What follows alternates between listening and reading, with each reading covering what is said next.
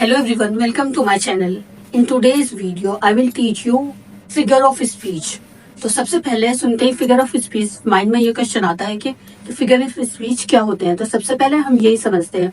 बहुत आसान होता है कि मैं बता दूं कि फिगर ऑफ स्पीच होते हैं मेटाफर, सिमिलीज, पर्सोनिफिकेशन। लेकिन कभी कभी हमें यह क्वेश्चन भी आ जाता है कि what are figure of speech, कि फिगर ऑफ स्पीच क्या होते हैं। तो पहले हम उसी की डेफिनेशन करेंगे कि फिगर ऑफ स्पीच क्या होते हैं। पहले हमें ये समझ में आना चाहिए कि हमारा जो टॉपिक है वो किससे रिलेटेड है और उसे क्या कहते हैं। एक टीचर का सबसे पहले काम ये होता है, या वो अच्छी टीचर मानी जाती है जो सभी बच्चों को ध्यान में रखकर ये एक्सप्लेन करे, कि सभी बच्चों को ध्यान में रखकर आसान लैंग्वेज में एक्सप्लेन करें कि जो सबसे एवरेज बच्चा है क्लास का उसको भी ये समझ में आए कि मैम क्या कराया है और क्या है। कि अगर लास्ट में वो एनुअल एग्जाम्स के बाद क्लास से निकले तो उसे ये लगना चाहिए कि हाँ, उन मैम ने सबसे अच्छा समझाया था, वो मेरी बहुत अच्छी समझ में आया। नेक्स्ट क्लास में जाने के बाद कि ये सब हमारा करा हुआ है, कि मैम ने कराया हुआ। तो सबसे पहले हम क्या करते हैं, इस उसी बात को ध्यान में रखते हुए सबसे पहले क्या करते हैं, फिगर ऑफ स्पीच। और एक टीचर को तब तक अच्छा नहीं लगता, सेटिस्फेक्शन नहीं होता, तब तक वो अच्छी तरह खुलकर ब्लैक बोर्ड पर ना लिखे और समझाए। हमेशा मुझे क्या लगता है, ब्लैक बोर्ड पर समझाना अच्छा लगता है कि बच्चों को खुलकर समझ में आना चाहिए, कि वो नोट डाउन कर लें, बाद में आप स्क्रीनशॉट ले लें और नोट डाउन कर लें, कि जिससे आप कभी भी खोल कर देखें तो आपको समझ में आए कि हाँ, हमें मैम ने फिगर ऑफ स्पीच में ये डेफिनेशन कराई थी और ये था और वो आया था। तो सबसे पहले हम करते हैं फिगर ऑफ स्पीच क्या होता है। Figure of speech is an expression. Expression क्या होता है, जो इस तरीके से हम बोल रहे हैं, जो हम अपनी कन्वर्सेशन को एक्सप्लेन कर रहे हैं, किसी को एक्सप्रेशन कहलाता है। वो कैसे, अगर कोई हंस रहा है तो लाफिंग, अगर कोई रो रहा है क्राइंग, तो वो सब क्या हमारे एक्सप्रेशन है। मूड और एटीट्यूड ऑफ द स्पीकर क्या हुआ, हमारा एक्सप्रेशन हुआ। Figure of speech is an expression that stretch words. जो क्या करता है, वो स्ट्रेच करता है, वर्ड्स को खींचता है कि कितना हमें आराम से बोलना है, कहाँ और कहाँ हमें जोर से खींचकर बोलना है, वो सब क्या बताता है हमें figure of speech. Beyond their literal meaning. Literal means होता है कि उसके ओरिजिनल मीनिंग, कि उसका क्या ओरिजिनल मीनिंग है, उससे अलग हटकर हमें क्या बताया वो, कि उसे कितना खींचना है, कितना। ज्यादातर फिगर ऑफ स्पीच हम किस में यूज करते हैं, पोइट्री में। तो पोइट्री क्या होती है कि हमें कहाँ पर थोड़ा ब्रीथ आउट करनी है, कहाँ पर हमें थोड़ा स्ट्रेच करना है और कहाँ पर हमें आराम से बोलना है। वो वर्ड्स वो क्या सिखाती है हमें, फिगर ऑफ स्पीच बताती है हमें सुइटिलिटी बताती है, उसकी सुइटिलिटी बोलते हैं हम, कि उसे हमें कितने आराम से नजाकत के साथ बोलना है। हमें फिगर ऑफ स्पीच क्या बताती है, हमें सुइटिलिटी बताती है। अब देखते हैं उसकी डेफिनेशन क्या होती है। एक तो हमने ये करी फिगर ऑफ स्पीच की डेफिनेशन, और हमेशा मुझे क्या सही लगता है कि हमेशा चीज को पॉइंट्स में याद रखें। एक फिगर ऑफ स्पीच का ये मीनिंग हुआ कि वो हमें एक्सप्रेस करती है कि stretch words beyond their literally meanings. और एक क्या है, बाय कनेक्टिंग डिफरेंट। मैंने क्या करा, उसकी डेफिनेशन को पॉइंट पर तोड़ दिया, जिससे कि आप पॉइंट के थ्रू आसानी से याद रख पाए कि वो क्या हमें एक्सप्रेस करती है, कि हमें स्ट्रेच कितना करना है वर्ड। सेकंड देखते हैं, बाय कनेक्टिंग डिफरेंट साउंड्स, कि उसके अंदर जो डिफरेंट साउंड्स होती हैं, थॉट्स होते हैं, उन्हें वो क्या करता है, figure of speech increase the breadth and the subtlety of expression, subtlety of. दूसरा क्या, हम पॉइंट्स में, मुझे क्या अच्छा लगता है कि हम चीज को पॉइंट्स में कर अगर याद करेंगे तो वो हमें ज्यादा आसानी से याद होगी, हम रिवाइज कर पाएंगे। कि एक क्या होता है, वो एक्सप्रेशन को स्ट्रेच करता है बियॉन्ड देयर लिटरल मीनिंग। और सेकंड क्या है उसका, वो कनेक्ट करता है बाय कनेक्टिंग डिफरेंट साउंड्स, कि एक दूसरे से साउंड्स को कनेक्ट करता है, एंड थॉट्स को, कि जो हमारे थॉट्स होते हैं माइंड में होते हैं, उनके साउंड को और उन थॉट्स को वो कनेक्ट करता है एक दूसरे से। फिगर ऑफ स्पीच इंक्रीज करता है वो the breadth and the subtlety of expression. Subtlety means होता है कि उसकी फाइननेस और डेडिकेशन, उसकी नजाकत, वर्ड्स की डेडिकेशन को, इसमें हम बी साइलेंट रखेंगे। इसको कैसे प्रोनाउंस करेंगे हम,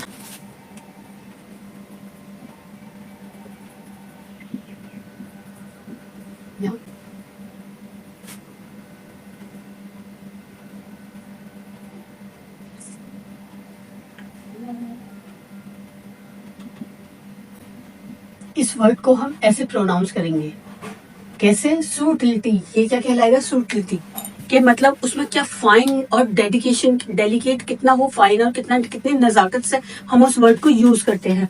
वो क्या करता है, कनेक्ट करता है डिफरेंट साउंड्स एंड थॉट्स को एक साथ, और इंक्रीज करता है breath and subtlety of the expression. तो जो हम एक्सप्रेशन, जो उसकी नजाकत है, उसके अंदर जो ब्रेथ है उसकी, उसे हमें कैसे एक्सप्रेस करना है, ये करता है फिगर ऑफ स्पीच। और कैम्ब्रिज डिक्शनरी के थ्रू हम क्या करते हैं, डिफाइन फिगर ऑफ स्पीच को as an expression that uses words to mean something different from their ordinary meaning.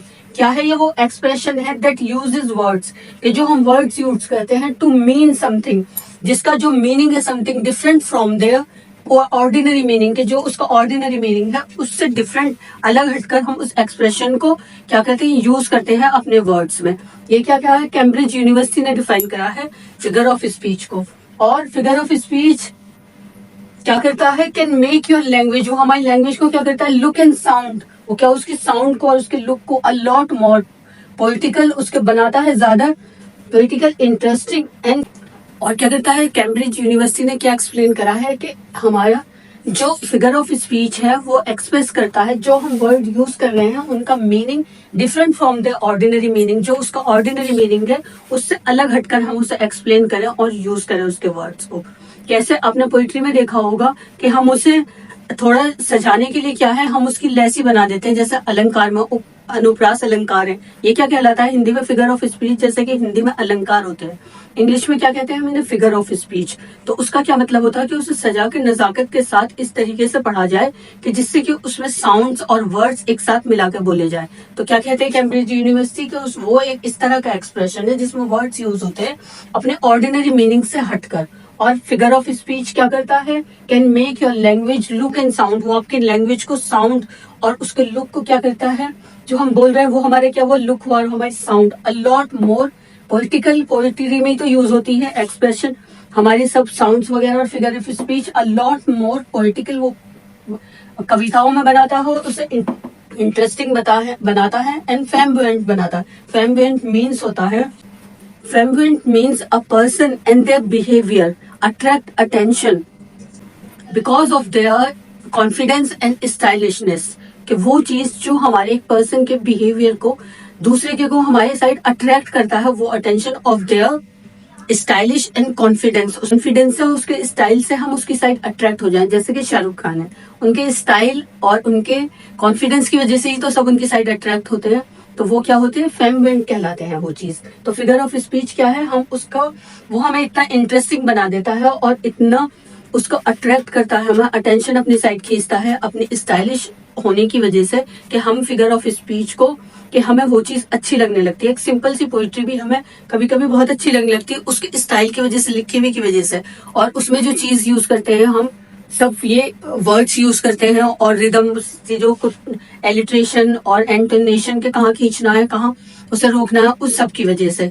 आया आपको समझ में कि फिगर ऑफ स्पीच की हम कैसे डेफिनेशन करेंगे, हम पॉइंट्स में करेंगे कि कैसे वो एक्सप्रेस करता है हमें कितना खींचना है बियॉन्ड देयर लिटरल मीनिंग, के उसका जो ओरिजिनल मीनिंग है उससे हटकर हमें वो कितना खींचना है, वो कनेक्ट करता है हमारे साउंड्स को और थॉट्स को, और इंक्रीज करता है ब्रेथ एंड सब subtlety of expression and express, increase करता है breadth and subtlety of expression.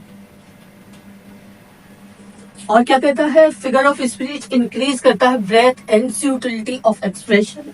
और कैम्ब्रिज यूनिवर्सिटी ने कैसे फिगर ऑफ स्पीच की क्या डेफिनेशन एक्सप्लेन करी, an expression that uses words to mean something different from the ordinary meaning, के ordinary meaning से हटकर जो हम वर्ड यूज करते हैं वो कहलाता है figure of speech.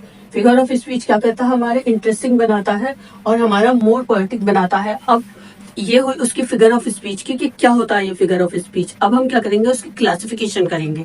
Classification means कि हम उसे कैटेगराइज करेंगे कि वो किस किस तरीके से यूज होता है। कैसे, classification of figure of speech. Figure of speech can be categorize into types, वो क्या है, वो अपनी टाइप्स में कैटेगराइज है बेस्ड ऑन देयर फंक्शन, जो कि उसके फंक्शन पर बेस्ड है। व्हेन यूज्ड इन सेंटेंस, जो सेंटेंस में यूज होती है उसमें जो हमारी डिफरेंट टाइप्स यूज होती हैं उसके थ्रू हम उसे कैटेगराइज करते हैं। क्या करते हैं, जो हम फिगर ऑफ स्पीच सेंटेंस में यूज करते हैं हम उस टाइप को लेकर उसे कैटेगराइज करते हैं। कैसे, कभी कभी हम रिजेम्बलेंस से और उसके रिप्रेजेंट करने से, उनके साउंड से, उससे हम उसे रिप्रेजेंट करते हैं, कैटेगराइज करते हैं, क्लासिफाइड करते हैं हम किसे, फिगर ऑफ स्पीच को। कैसे देखते हैं अभी पॉइंट्स के थ्रू। ये क्या करता है figure of speech, show a relationship और रिजेम्बलेंस। रिलेशनशिप क्या होता है कि दो वर्ड्स में कंपैरिजन करना, वो क्या करता है, उनका रिलेशन करता है, कंपैरिजन करता है। फिगर ऑफ स्पीच, और उसको रिजेंबल और एक दूसरे से मिलाता है। दो वर्ड्स जो यूज होते हैं वो एक दूसरे से रिजेंबल होते हैं और उनका रिलेशन होता है एक दूसरे के साथ। तो वो क्या होता है, वो क्या करता है, वो फिगर ऑफ स्पीच करता है। Show phonetic resemblance and representing sounds. Phonetic means होता है कि साउंड से रिलेटेड। क्या होता है, to create an effect by using similar sound. जिसमें सिमिलर साउंड होती है वो क्या होते हैं, फोनेटिक्स कहलाते हैं, जिनकी साउंड सेम निकलती है। तो वो क्या करता है, उनकी रिजेम्बलेंस करता है सिमिलर साउंड्स में, रिजेम्बलेंस एंड रिप्रेजेंटिंग साउंड्स, और उनकी साउंड को रिप्रेजेंट करके हमें दिखाता है। किससे हम पहचानते हैं कि इसमें फिगर ऑफ स्पीच कौन सी यूज हो रही है, सिमिलीज है, मेटाफर है, पर्सोनिफिकेशन है, वो क्या है, फिगर ऑफ स्पीच के एग्जाम्पल है। तो वो क्या करता है, उसमें हमें बताता है कि आवाज से phonetic resemblance and representing sounds है। और क्या करता है, emphasize, show emphasize and importance, कि किस वर्ड को हमें एम्फेसाइज जोर देना है और कौन सा अनइम्पोर्टेंट हर इम्पोर्टेंट थिंग्स है जो हमें उसमें मेन उसमें ध्यान देना है, कि जिसके थ्रू हमें पूरी पोयम का मीनिंग पता चलता है कि उन्होंने क्या चीज इंपॉर्टेंट ली है उसमें और अनइम्पोर्टेंट ली है। तो ये क्या करा हमने, classification of figure of speech, कि हम उसको कैसे क्लासिफाई करते हैं कि इसकी ए साउंड है, बी साउंड है, वो सब क्या है, सिमिलीज। हम उसे क्या करते हैं, राइम स्कीम जो बताते हैं वो हम किससे बताते हैं, हम फोनेटिक्स से बताते हैं, उनके रिलेशन से बताते हैं, एम्फेसाइज से बताते हैं हम राइम स्कीम। अभी हम आगे करेंगे राइम स्कीम वगैरह भी, वो क्या क्या होती है। तो ये क्या है हमारा फिगर ऑफ स्पीच की, आप स्क्रीनशॉट ले लीजिए। और उसके बाद करते हैं हम एग्जाम्पल, और हम एग्जाम्पल करते हैं डिफरेंट टाइप ऑफ, और कितने टाइप की हमारी फिगर ऑफ स्पीच होती है जो मेन कॉमन हम यूज करते हैं। ज्यादातर अक्सर आती रहती है, ऐसे तो बहुत सारी होती है, लेकिन जो अक्सर हम यूज करते रहते हैं उन्हें हम आज करेंगे। और अभी आपने ये समझा कि फिगर ऑफ स्पीच क्या होती है, इसकी अलग अलग डेफिनेशन है। आपको कहीं भी आ जाती है कि उसको फिगर ऑफ स्पीच क्या होता है, तो आप आसान से इसे पॉइंट वगैरह के लिख सकते हैं, first point, second point, third point, fourth point. एक टीचर का काम क्या होता है कि वो इस तरीके से समझाए अपने बच्चों को कि जो एवरेज बच्चे हैं उनको क्लियरली समझ में आए, जो जीनियस बच्चे हैं और जो इंटेलिजेंट बच्चे हैं वो तो आसानी से समझ लेंगे, वो तो इसे पढ़ते ही समझ जाएंगे। लेकिन जो एवरेज बच्चे हैं उन्हें खुलकर एक्सप्लेन करें और ये देखें कि सबसे कि लास्ट कोने तक सब बच्चों को समझ में आ गया है, लास्ट तक पूछे और समझाएं कि सबको क्लियर हो गया है, तब उसको उस टॉपिक का जैसे दूसरा टॉपिक लेना चाहिए। मेरी समझ से तो वही होती है गुड टीचर, और मैं अपनी साइड से यही कोशिश करती हूँ कि क्लास के सभी बच्चों को, जो एवरेज बच्चे हैं, सबसे पहले उनसे पूछती हूँ कि आपको समझ में आया है या नहीं। यही एक टीचर का एक एम होना चाहिए कि सबसे पहले कि सबको क्लियर हो जाना चाहिए। क्या होता है हम एक टीचर का एम कि वो आसान लैंग्वेज में, अपनी लैंग्वेज में, जिसे वो समझ सके। इसी तरह जैसे कि हम एक इंग्लिश में, अगर हम कोई चीज इंग्लिश में पढ़ते हो हमें नहीं समझ में आती और हमारी मदर टंग हिंदी है तो हम उसे हिंदी में पढ़ेंगे तो वो हमारी जल्दी समझ में आ जाती। इसी तरीके से सभी कोर्स की बुक्स वगैरह और सभी चैप्टर्स के बारे में सोचना चाहिए कि जितना हम खुलकर और आसान लैंग्वेज में बच्चे समझ सके उसमें समझाएं। वो एक अच्छी टीचर की निशानी होती है, खूब खुलकर और अच्छी तरह। और वही मेरा एम रहता है हमेशा कि मैं आपको खुलकर अच्छी तरह, आपको समझ में आ गया होगा आई थिंक ये क्या है फिगर ऑफ स्पीच बहुत अच्छी तरह कि हम कैसे कैसे कहाँ कहाँ यूज करते हैं, और डिफरेंट टाइप ऑफ डेफिनेशन आपको समझ में आ गई होंगी। अब करते हैं हम different type of figure of speech और उनके विद एग्जाम्पल के साथ। अब हम करते हैं फिगर ऑफ स्पीच के example. Most commonly use figure of speech क्या होती है, जो ज्यादातर यूज होती है फिगर ऑफ स्पीच, वो क्या है, सिमिलीज है। सबसे पहले सिमिलीज, मेटाफर, पर्सोनिफिकेशन, अपॉस्ट्रोफी, क्योंकि यही सबसे आसान लगता है मुझे सिमिलीज। और क्या है, सबसे आसान है, आसानी से एज और जहां पर लाइक हो वहां पर सिमिलीज होता है। अभी हम इन सब की डेफिनेशन करेंगे। पहले हम most commonly use figure of speech देखते हैं। सिमिलीज होता है metaphor, personification, apostrophe, hyperbole, alliteration, antithesis, oxymoron, epigram, irony, pun and euphemism. तो ये सब क्या है, मोस्ट कॉमनली यूज हैं, जो हम ज्यादातर यूज करते हैं फिगर ऑफ स्पीच में। अभी हम इनको वन बाय वन कर अलग अलग सबकी डेफिनेशन करेंगे। पहले हम क्या करते हैं, एग्जाम्पल के थ्रू इन्हें समझते हैं आसान लैंग्वेज में। हमेशा क्या होता है, एक टीचर का काम ये होना चाहिए कि वो आसान लैंग्वेज में उसे स्टूडेंट को समझ में आना चाहिए। जो चीज समझ में आएगी तो वो तभी तो एग्जाम्स में कर पाएंगे, जब स्टूडेंट को समझ में आएगी। तो क्या होता है कि आसान लैंग्वेज में कर समझाएं, जिससे कि सभी को आसानी से समझ में आए और वो एग्जाम्स में कर पाए। क्योंकि किसी भी चीज को समझना ज्यादा जरूरी होता है, क्योंकि एग्जाम्स में हमारे साथ कोई टीचर्स, कोई पेरेंट्स या फिर कोई हमारे ट्यूटर थोड़ा जाएंगे, हमें खुद करना है। तो हमें क्या है, सबसे पहले उसे हमें आसान लैंग्वेज में अपनी कर समझेंगे तो वो हमें ज्यादातर याद रहती है, उससे हमें ज्यादा देर तक याद रहती है और हम अच्छी तरह कर पाते हैं फिर उसे। तो समझते हैं हम एग्जाम्पल के थ्रू आसान लैंग्वेज में। सबसे पहले मैं वन बाय वन कर उसे आपको समझाती हूँ। जो एग्जाम्पल आए हैं इसमें जितने आप आए हैं बोर्ड पर, और उसके बाद हम सबकी इनकी डेफिनेशन करेंगे वन बाय वन कर। एक वीडियो में काम नहीं होगा, इसकी और वीडियोस होंगी, तो इसलिए आप प्रेस द बेल आइकन, जिससे कि आपको नोटिफिकेशन मिलता रहे और आपका कुछ भी छूटे नहीं। कि जो इम्पोर्टेंट है कि ये सब फिगर ऑफ स्पीच में हम एग्जाम्पल करेंगे कि आपकी कोई भी डेफिनेशन ना निकले। और मेरा वन वर्ड सब्सटीट्यूशन ए से जेड तक सभी में वर्ड जो कॉमनली यूज होते हैं हम वन वर्ड सब्सटीट्यूशन में जो एग्जाम्स में हमारे इंपॉर्टेंट है वो करा रही हूँ मैं। ए, बी और सी और डी कंप्लीट हो चुका है। अब नेक्स्ट वीडियो में मैं ई से कराऊंगी, तो आप देखते रहिए और बने रहिए मेरे साथ, और अपने फ्रेंड्स के और फैमिली मेंबर के साथ भी शेयर कीजिए, क्योंकि ये अकेडमिक है। अगर किसी का कोई एक क्वेश्चन सही हो जाता है तो उसे याद रहेगा कि हाँ उसने मुझे वन वर्ड सब्सटीट्यूशन बताया था, उसमें से मुझे एक आया। और ऑपोजिट वर्ड्स भी कर रहे हैं हम, सब इंपॉर्टेंट ऑपोजिट वर्ड्स के कहाँ हम किस सेंटेंस में और किस सिचुएशन में कौन सा प्रपोजिशन यूज करते हैं। ऑपोजिट वर्ड्स के लिए प्रपोजिशन यूज कर रहे हैं। अब मेरी वीडियो चल रही है साथ के साथ, उन्हें भी देखते रहिए। ए से जेड तक सभी कॉमन वर्ड्स लेकर आई हूँ मैं, जो हमारे एग्जाम्स के लिए इंपॉर्टेंट है। ऐसे तो बहुत वर्ड्स है ए से जेड तक, 1000 से भी ज्यादा लैक हो जाएंगे, लेकिन मैं वो कॉमन वर्ड्स लेकर आई हूँ जो हमारे अक्सर आते रहते हैं। तो मेरी देखते रहिए मेरी वीडियोस और अपने फ्रेंड्स के साथ शेयर कीजिए, क्योंकि किसी का एक भी क्वेश्चन सही होता है वो हमेशा आपको वो नेकी आपकी जो उसकी करी हुई है क्वेश्चन की, वो आपके कहीं भी काम आ सकती है। इसलिए नेकी के काम कीजिए और फ्रेंड्स के साथ शेयर कीजिए, और मेरे लिए भी नेकी होगी आपकी, क्योंकि मेरा दिल करता है व्हाइट बोर्ड पे पढ़ाने का। मैं आपको और भी अच्छी तरह क्लियर खुलकर व्हाइट बोर्ड पर समझाऊं, तो आप जब तक मेरे साथ कोऑपरेट नहीं करेंगे ये मेरा पूरा नहीं हो पाएगा। व्हाइट बोर्ड पे पढ़ाने का ख्वाब समझ लीजिए, ड्रीम समझ लीजिए, पैशन समझ लीजिए, कुछ भी वॉट एवर यू लाइक। तो इसलिए मेरे साथ कोऑपरेट कीजिए और सब्सक्राइब कीजिए और प्लीज कमेंट कीजिए। आपको मेरा लिखा हुआ हौच पौच तो नहीं लगता, अच्छी तरह समझ में आता है। और प्लीज अपने फ्रेंड्स के साथ सब्सक्राइब शेयर कीजिए और कमेंट भी कीजिए और सब्सक्राइब भी, और समझते रहिए अच्छी तरह अपने एग्जाम्स में, अकेडमिक में भी और कॉम्पिटेटिव एग्जाम्स में भी पास होने के लिए, क्वालिफाई होने के लिए। क्योंकि डेडिकेशन एंड जो है वो और डिटर्मिनेशन बहुत इंपॉर्टेंट चीज है, इसलिए डेडिकेट होकर और डिटर्मिनेशन के साथ आप मेरे साथ बने रहिए और पढ़िए, क्योंकि उसी से हमें सक्सेस मिलती है, और without success there is nothing in this world. तो एक्सीलेंस और सक्सेस के पीछे भागिए 3 इडियट्स की तरह। अपना बेसिक क्लियर कीजिए और समझिए अच्छी तरह, और पढ़ाई में ध्यान लगिए। जो आपका मेन एम है उसके पीछे भागिए, उसे चेज करिए। तो समझते हैं अभी एग्जाम्पल के थ्रू, बहुत टाइम वेस्ट कर दिया इन सब चीजों में। फिगर ऑफ स्पीच हम एग्जाम्पल के थ्रू समझते हैं। पहले तो सिमिलीज होता है। सिमिलीज में क्या होता है, वो तो सिंपल होता है सबसे, क्या है जिसमें एज और लाइक हो तो वो हमारी सिमिलीज कहलाती है। Adam is as bright as the sun, जहाँ पर एज आएगा और जहाँ पर लाइक आएगा वो हमारा किसी चीज से कंपैरिजन होगा कि वो कितना ब्राइट है, जैसे कि सन है।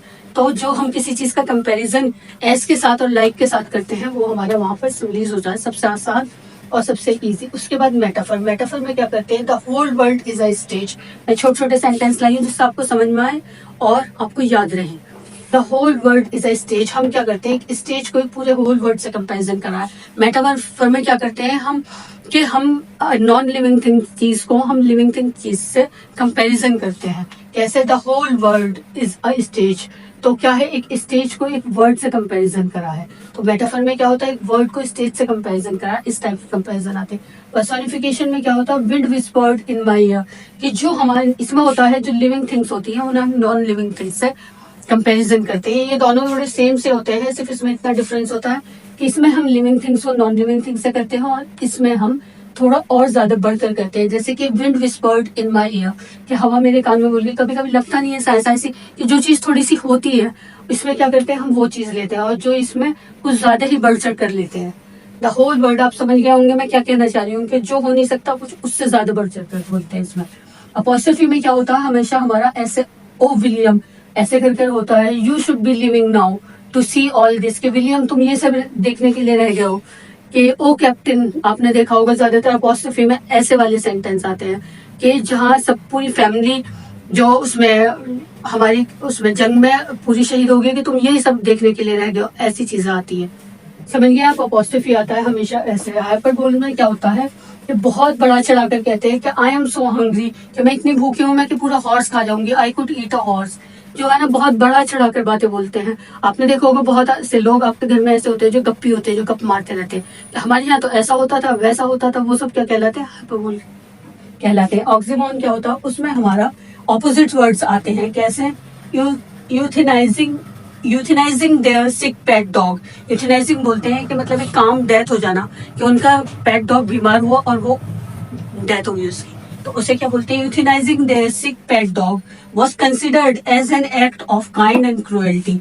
तो वो क्या कहलाता है, काइंड भी है और क्रुएल्टी भी है। कि रहमदिली भी हो और एक बेरहमी भी है। हमेशा ऑक्सीमोन में क्या होता है, ऑपोजिट वर्ड्स आते हैं, काइंड एंड क्रुएल्टी, तो इससे हमें पहचान हो जाती।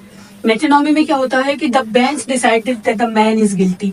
इसमें क्या होता है, जैसे हम व्हाइट हाउस को प्रेसिडेंशियल हाउस भी बोल देते हैं, कि एक चीज के दो वर्ड्स जो है उसे यूज करते हैं उसकी जगह। जैसे हम बेंच बोला है यहाँ पर पूरे काउंसिल ऑफ मेंबर को, तो काउंसिल ऑफ मेंबर ना बोलकर bench decided that the man is guilty. आई समझ में बात, कि जहां से जैसे हम व्हाइट हाउस को व्हाइट हाउस ना बोलकर प्रेसिडेंशियल हाउस बोल दें, इस टाइप से मेटोनॉमी में यूज है। एलिट्रेशन क्या होता है, एक ही साउंड को बार बार रिपीट होना, एस एस एस एस। सैली सोल्ड सम सी शेल्स, तो ये क्या हुआ, एलिट्रेशन हुआ, अनुप्रास अलंकार जिसमें बार बार एक ही वर्ड आता है, ये भी बहुत आसान होता है।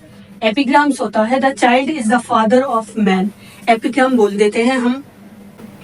जैसे कि एपिग्राम एंड आयरनी दोनों में सिमिलर सी बात है। The fire station burn down yesterday, क्या हुआ, इसमें ये भी लग रहा है कि दुख की बात है कि फायर स्टेशन पूरा जल गया येस्टरडे, तो इसमें हमें दुख भी हो रहा है और इसमें गलत भी हुआ है। तो इसलिए जो चीज आयरनी में क्या होता है कि चालाकी से कोई चीज कहे, जैसे किसी मूवी में हमें पता चलता है लास्ट में कि सारे जो है ना वो मर्डर जो है वो उसके इंस्पेक्टर के साथ जो रहता था वही कर रहा था, तो वो क्या हुई उसमें आयरनी, कि हमें एंड में कोई बात पता चलना कि ये होता। ऐसे ही एपिग्राम में the child is the father of man, कि कोई दुख की बात, and expressing an idea in a clever and witty way, an amusing way, के अपने किसी एक्सप्रेस करना अपने आइडियाज को एक चालाकी से के बाद में हंसी आना, कि एक तंज वाली बात कह जाना और उसे होशियारी से भी कह देना कि वो बात भी सही हो और वो उसमें एक तीस भी हो, एक मतलब अनहैप्पी वाली बात भी हो, कि खुश ना होना और कह भी जाना उस बात को, दूसरे को दुख हो उस बात से, ऐसी बात। एपिग्राम क्या होता है, इस तरीके से होता। The child is the father of man, क्या है, बच्चा अपने फादर का, समझ रहे हैं आपके बाप है, उसका बच्चा ही बाप है, ऐसे इस तरीके से कोई बात कह देना कि दुख वाली बात को एक विटी और एक अम्यूजिंग वे में कह देना, एपिग्राम होता है। और आयरनी होता है कि कोई दुख की चीज हो और वो हमें पता चले बाद में कि ऐसा गलत हो गया, ऐसा दुख हुआ। The fire station burn down yesterday, उससे हमारे तो कुछ नहीं है फायर स्टेशन से, लेकिन अगर हमें कभी जरूरत पड़ी तो फायर स्टेशन एक अच्छी चीज है, उसकी किसी को भी जरूरत पड़ सकती है, कहीं भी आग लग सकती है, तो वो क्या हो गया, येस्टरडे बर्न हो गया, तो दुख वाली बात ही है इसमें भी, कोई दुख वाली बात कहना और उससे लेकिन हमारा कोई रिलेशन ना हो, तो वो क्या कहलाती है, वो आयरनी कहलाती है।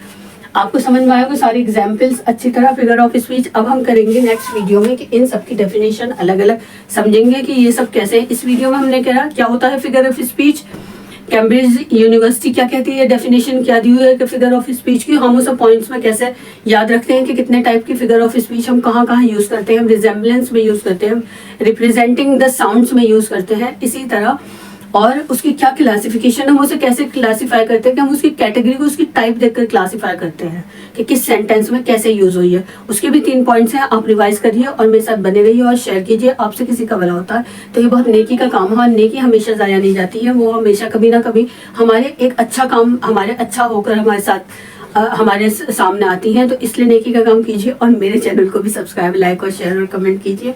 ऐसी अच्छी और बहुत मेहनत से मैं बनाती हूँ ये सब देखने के लिए कि ताकि मैं व्हाइट बोर्ड पे पढ़ा सकूँ, इसलिए मेरा साथ दीजिए और बने रहिए मेरे साथ। और मिलते हैं हम नेक्स्ट टॉपिक में। नेक्स्ट टॉपिक क्या होगा, हम वन वर्ड सब्स्टिट्यूशन ए से जेड तक और सम इम्पॉर्टेंट प्रपोजिशन को हम किस सेंटेंस में किस सिचुएशन में कैसे यूज करते हैं उसके साथ देखते रहिए मेरे साथ और इसी तरह बने रहिए मेरे साथ और लाइक शेयर और कमेंट कीजिए।